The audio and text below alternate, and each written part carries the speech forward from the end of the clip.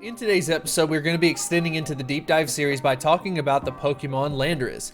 So Landorus is going to be put into raids for quite a bit of time, so a lot of people are going to be curious about this Pokemon.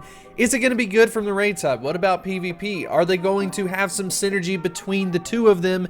Very excited to talk about it in today's episode. But if you do enjoy this type of content, make sure to hit that like button and subscribe. But without further ado, let's go ahead and get into the video.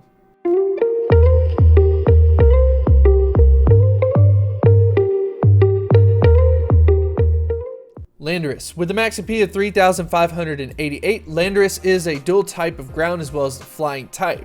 Now when we talk about this Pokemon, it's very important to know that it is the incarnate form. There is also a secondary form known as the Therian form. We honestly have no idea when the Therian form is going to come out, but it is very important to know where Landorus incarnate form stands at this point in time, and then what is going to be on the future horizon in the Therian form, which is what I will talk about towards the end of the video. So make sure you stick around for that. That is very important to talk about because it will kind of shape your decision as far as like what you want to invest in with this Pokemon. So let's go ahead and take a look at the stats. As far as the stats are concerned, we have an amazing attack stat at 261 that ranks out at 35th in Pokemon Go. And as far as its defense and stamina stat, I mean, honestly, neither one of them are bad. They're not necessarily that great, but there's really no red flags with this Pokemon as far as its stats are concerned. And it also has an overall ranking of 49th in Pokemon Go up through Gen 5 as far as the stats are concerned. But of course, we have to take a look at the moveset. So as far as the moveset is concerned, we've got some really good news for Landorus, so that is amazing. We've got Mud Shot, which is an excellent quick move from the ground typing.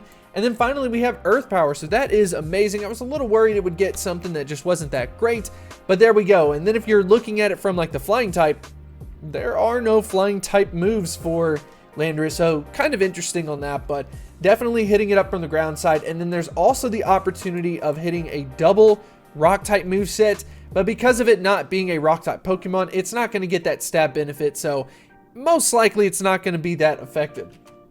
Anyways, let's go ahead and jump into the first scenario, and that's going to be versus raid. So I thought we would go ahead and go up against the Heatran because it's going to be double weak to the ground typing, so we can kind of highlight and see how Landorus ends up performing.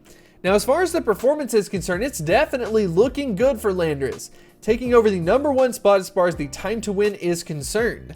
Now, in this specific scenario, though, you're going to notice that as far as the feints are concerned, Landorus is definitely getting more feints than some of the other ones.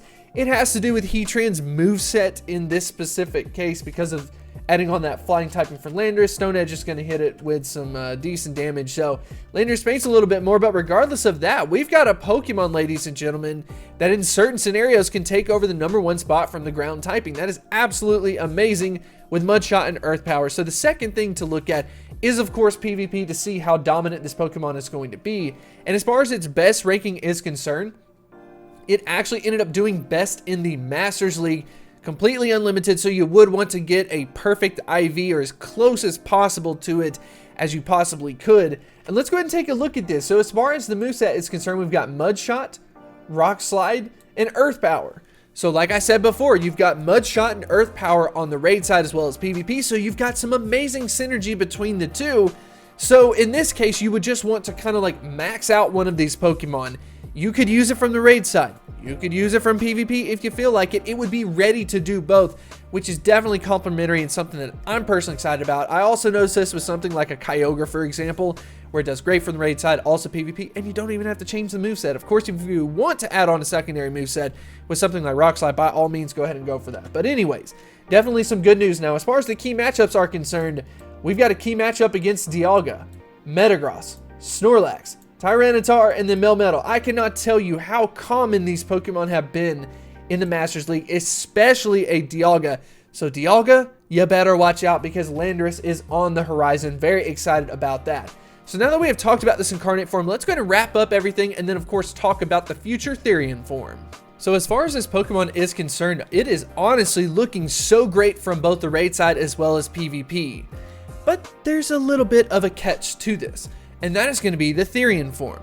The Therian form has better stats than this incarnate form, and that kind of raises the question of, well, should I go ahead and power up this Pokemon if it's basically going to beat itself with its new form? just a couple of months later, a year later? That's kind of the question part that you really have to decide for yourself. Do you want to go ahead and go with this Pokemon, go ahead and power it up, use it now, and just say, you know what, whenever the Therian form comes out, that's fine. I'll just go ahead and just, invest my resources into that. Or are you going to be the type of player that says, you know what, why don't I go ahead and just build up the candies now? I've got patience. I don't really care about a ground type attacker, and I'll just wait for that Therian form to go ahead and come out. Regardless of whatever side of the fence you kind of fall on, this Pokemon in general, Therian / the Incarnate, is worth powering up in Pokemon Go. You've got some great synergy with this Pokemon from PvP as well as Raid, so if you max it out, it's going to be great from both sides. And we also just have no idea when the Therian form is going to come out, so that's something that you definitely have to keep in mind. But regardless of that, I would love to know what you think about this Pokemon in the comments section below, and what your plan is. Are you going to go ahead and power up one of these Pokemon in Pokemon Go, or are you going to go ahead and wait for the Therian form to go ahead and come out before you decide to finally invest into that one? Anything and everything, let me know in the comments section below, and I will see you next time. If you want to develop a deeper connection, I would highly recommend you to check out Patreon. We've got a lot of really cool things going on over there. Check out all of these supporters that we have. We are almost up to 100. We are also posting some special content, some behind the scenes work. And if that is the type of thing that interests you, I would highly recommend you to check it out.